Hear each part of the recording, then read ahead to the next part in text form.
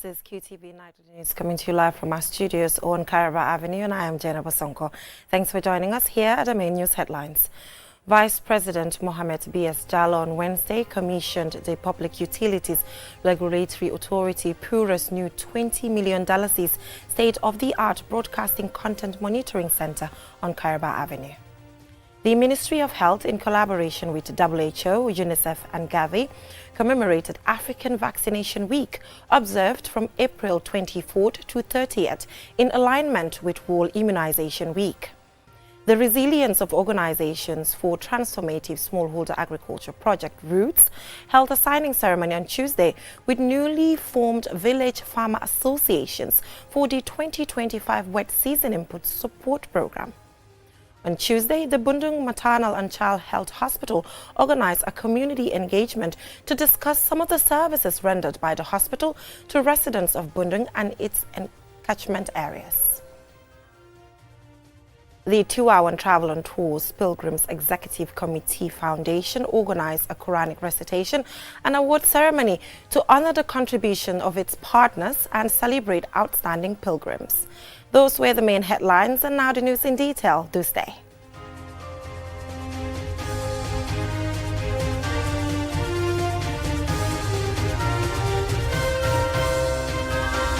Thanks for staying with us. You're watching QTV News, and I am Jenna Bosonko. Now, Vice President Mohamed B.S. Jallow Wednesday commissioned the Public Utility Regulatory Authority's $20 million state-of-the-art broadcasting content monitoring center. As we hear in this report by QTV's Ansumane Sonyasi, the new system is expected to strengthen Pura's monitoring capacity. This state-of-the-art system, also known as the Broadcasting Compliance Recording and Monitoring Platform, is a multifunctional system that will greatly enhance the regulatory body's monitoring capabilities of all TV and radio broadcast content in the country. Speaking at the commissioning of this over $20 million investment, Director General Njogu Elba said Wednesday's event reflects government's willingness and continued commitment to upholding broadcasting standards, adding that it will also enhance real-time monitoring and strengthen compliance, thereby ensuring accountability on the part of broadcast operators.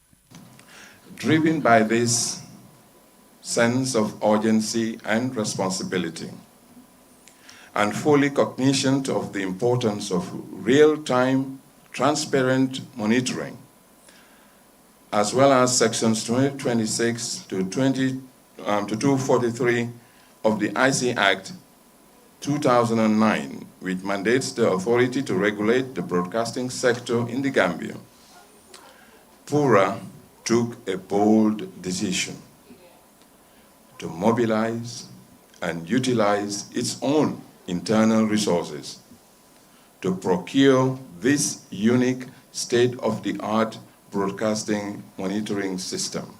While commending government for showing strong commitment and supporting Pura in ensuring the smooth delivery of its regulatory mandate, he implores broadcast operators to always adhere to regulations. Meanwhile, he gave assurances of Pura's unwavering commitment and support to the broadcast industry. The commissioning of this broadcasting monitoring system today is not just cutting a ribbon. On the contrary, we are opening a gateway to greater regulatory excellence, greater accountability, and greater service to the Gambian people. Following a detailed presentation and tour of the center, Vice President Mohamed B.S. Jallow said the establishment of such a center signifies the important role of the broadcasting sector in advancing national development, and reiterated government's commitment to upholding broadcast standards by supporting regulatory institutions like Pura. People are paying for those services. Those people who want to get the reception, whether it's television or radio, they are paying for it, and the companies who are also advertising through this media also, they want to see quality of service. So this equipment actually will provide that, and I think that makes us very, very happy.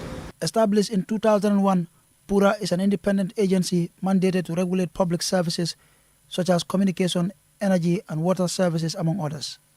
Ansumane Sonya. The Ministry of Health, in partnership with the WHO, UNICEF and Gavi, kicked off celebrations marking African Vaccination Week 2025. This event is celebrated annually on the last week of May. Lolem Kamara has more. African Vaccination Week serves as an opportunity to reflect on the achievements and challenges faced while also paving the way forward for the ministry's effort in vaccination. The week also raised awareness of how immunization saves lives and support people everywhere to get the vaccinations needed against deadly diseases. African Immunization Week is one of 11 official campaigns marked by the WHO and partners every year. Dr. Fatoumata Diba, Deputy Director of Health Services at the Ministry of Health, expressed her gratitude to the partners and the government for their collaboration and support provided to the ministry. Immunization, like I just said, is one of the key public health interventions that has registered a lot of successes, not just for the Gambia, but for many countries. The Ministry of Health wasn't able to do this alone. We've been doing it with our traditional partners. The World Health Organization estimates active immunization currently averts 2 to 3 million deaths every year. However, over 22 million infants worldwide are still missing out on basic vaccines, mostly in developing countries. Nathan Bachiata is the WHO country representative.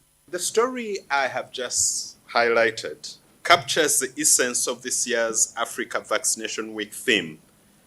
Immunization for all is humanly possible. It is a message that deeply resonates in the Gambia, where even with limited resources, we continue to reach farther, work harder, and protect more children through the power of vaccines, or as I've been educated, PENGU. Lamin Damfa, Deputy Permanent Secretary, Technical at MOH, spoke on behalf of the Minister of Health at the event. Extension of immunization services is among the priorities of the Ministry of Health and partners to bring vaccines and vaccination to the doorsteps of the population. This year alone, the Gambia government committed $4 million for vaccine procurement. According to research, immunization can protect against infectious diseases, including measles, polio, and tetanus, among others. Aja Kande, Communications Officer at the Expanded Program on Immunization, outlined some of the upcoming activities that will take place during the week's celebration. From communication activities, that is TV and radio talk shows. We also have engagement of the communities through orientations of VDC chairs, mother clubs, parent-teacher associations, as well as cluster monitors. We also have vaccination exercise that is going to be held in schools, purely on cervical cancer, against cervical cancer, using the vaccine called human papillomavirus vaccine. Jaliba Kuyate, the Goodwill Ambassador for UNICEF, composed a song on immunization to encourage people to get vaccinated when needed. As the celebrations continue, health officials are urging the public, including parents and caregivers, to join the effort and ensure that no one within the target age group is left behind. For QTV News, Slowly M. Kamara. Endeavor to immunize your children now. Now moving on, the resilience of organizations for transformative smallholder agriculture project routes under the Ministry of Agriculture, Livestock and Food Security held a signing ceremony on Tuesday with the newly formed Village Farmer Associations for the 2025 wet season input support program. Yafatuge was there and this is her report. The launch of the third phase of the Rice Input Support Program marked the signing of agreements with 35 village farmers associations across the Gambia. Under this 3-year agreement, participating rice farmers will receive comprehensive support, including improved seeds, fertilizers, and technical guidance aimed at increasing yields and enhancing farming efficiency. The primary goal of the support package is to boost productivity and enhance the financial stability of smallholder farmers by enabling them to improve crop yields and adopt more sustainable farming practices. The program seeks to empower farmer groups with the capacity to independently fund and manage their own production cycles in the future. Demba Sabali, the Minister of Agriculture, Livestock and Food Security, and Mahmoud Aliu Jeng, the Roots Project Director, provided an overview of the input support project, including details about the package scope and the anticipated results. In a bid to foster ownership and sustainability, the program is based on a partial and declining subsidy mechanism over a 3-year period. This means in the first year, the Roots project will offset 80% of the cost, 50% in the second year, and 20% in the third and final year. The other thing I wanted to say about the Rice Input Support Program is it extends the support and benefits across the country and not just concentrated in certain areas. Lamin Dabo, Deputy Director of Administration at the Department of Agriculture, and Peter Balde, President of the Gambian National Rice Farmers Association, urged farmers to sustain and build upon the gains achieved through the project to ensure its long-term benefits extend beyond its conclusion. The farmers should also ensure that the inputs are judiciously used, and farmers also to be cautious of project termination, because many a time people cling on the projects too much, that they have the ambition that these things are for eternity. Projects have a lifespan. What is important is the knowledge. The previous speakers spoke about sustainability. This is the only way that farmers can sustain themselves. Ma Binta Jabi is a beneficiary of the 2025 Wet Season Input Support Program. We, the farmers, express our gratitude to the Minister and officials of the Roots Project for their continued support. We also extend our thanks to the President for championing the cause of farmers across the country. We are pleased to be receiving the assistance we need. I encourage fellow farmers to make the most of these opportunities. From 27 sites in 2023, the Root Project expanded to 30 more in 2024 and now reaches 92 communities nationwide, with 35 added this year. The project plays a key role in advancing the government's goal of achieving national rice self-sufficiency in 2030. Reporting for QTV News, this is Yafatuke. From that story by Yafatuke, we'll be taking a short commercial break, and when we return, we will reveal which African country has reached an agreement with Mali, Burkina Faso and Niger, 3 landlocked West African nations, to secure access to the Atlantic Ocean. Stay tuned.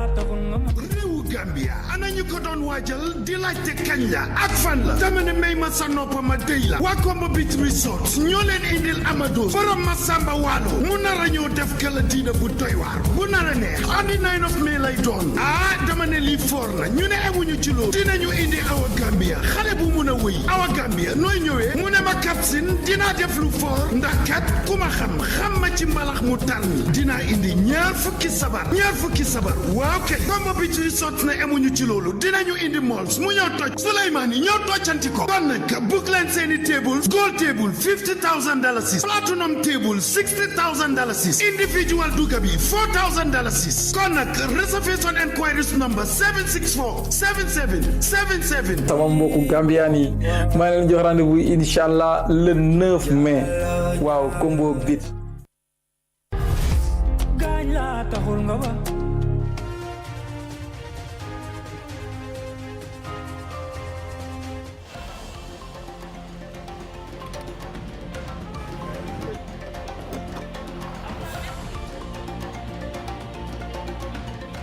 Wow, Sadio, ça va?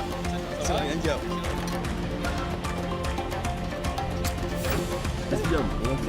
Oryx, with you all the way.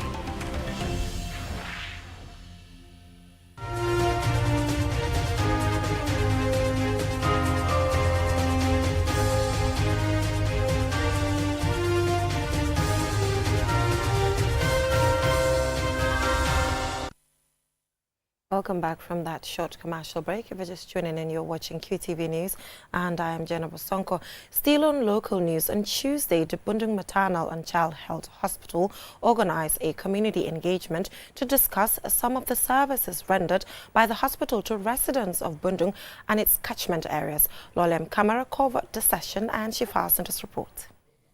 Bundung Maternal and Child Hospital, renowned for its dedication to maternal and child health, hosted a convergence that brought together community leaders, religious and women leaders, political figures and youth groups from Bundung, Nemokungu and Latrikunda. The interface also aims to inform community members about the hospital's achievements and challenges over the past year, while providing a platform to hear and address their concerns. Mamadi Cham, Chief Executive Officer of the hospital, shared the 2023 performance data and noted that this annual interface fosters mutual understanding between the hospital and the community. A total of 5,565 women deliver in this hospital. 98.6% of the babies were live births. These statistics is comparable to what happened in New Zealand, Canada, and Scandinavian countries.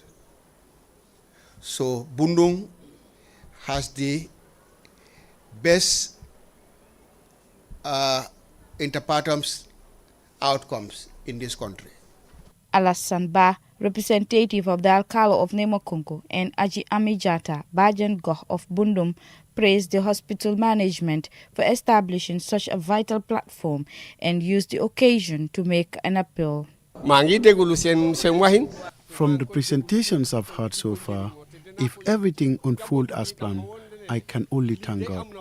I'm currently undergoing treatment for a health complication in Senegal. So, hearing that it can now be managed locally is truly a relief. Based on the staff's remarks regarding human capacity, there's a clear need for more personnel. This hospital serves not only the surrounding communities, but also patients from distant areas. Therefore, I appeal to the government to deploy additional health workers to support its operations. Tuberculosis and other non-communicable diseases were among the key topics discussed. Fanta Seka Jau, Deputy CEO of Bundung, noted that the hospital has made significant progress in its healthcare programs. Our neonatal mortalities really had improved, maternal mortality greatly improved, and also like the services that we are giving. Every day, year by year we are increasing. Now we have this cervical cancer services. It had been here for some time, screening, but now we have a lot more to that.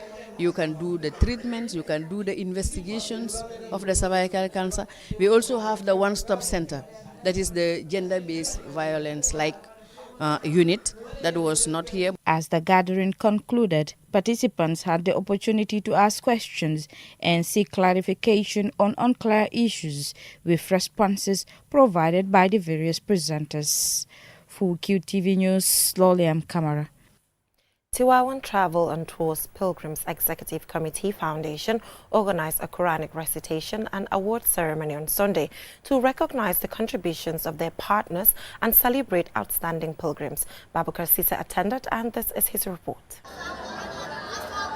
The event commenced with Quranic recitations by the 16 madrasas and imams in attendance.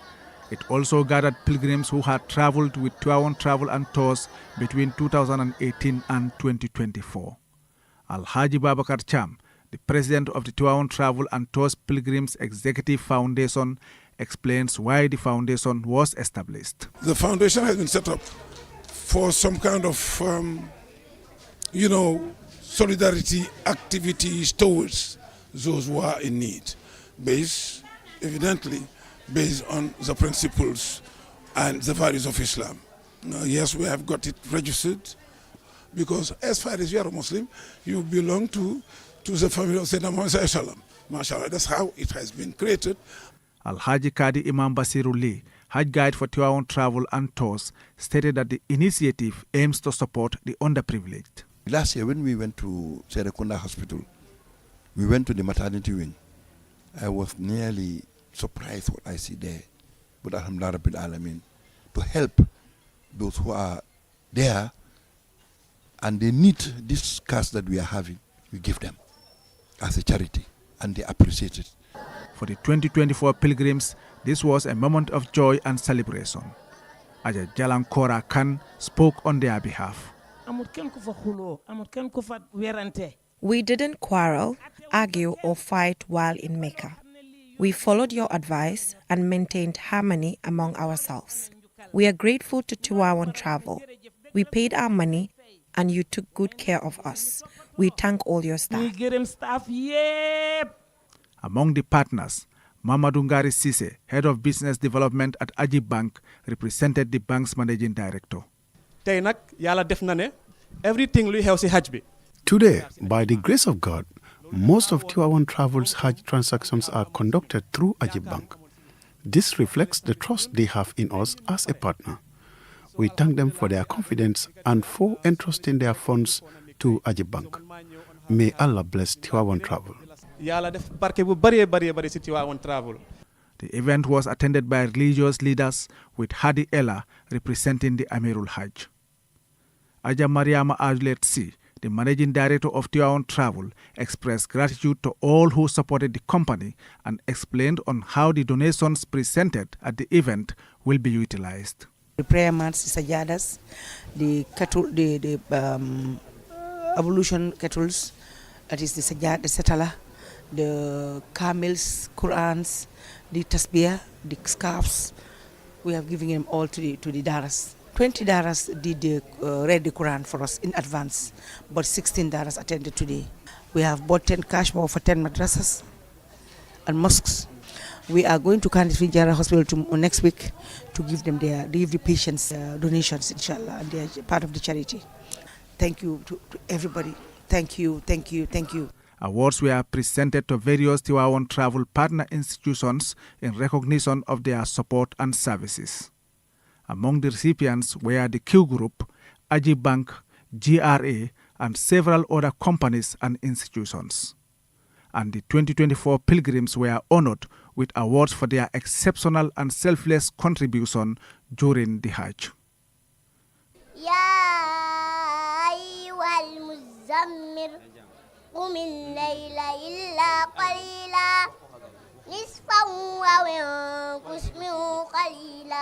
Babukar Sise, QTV News. From that story by Babukar Sise, now let's take a look at news beyond our borders.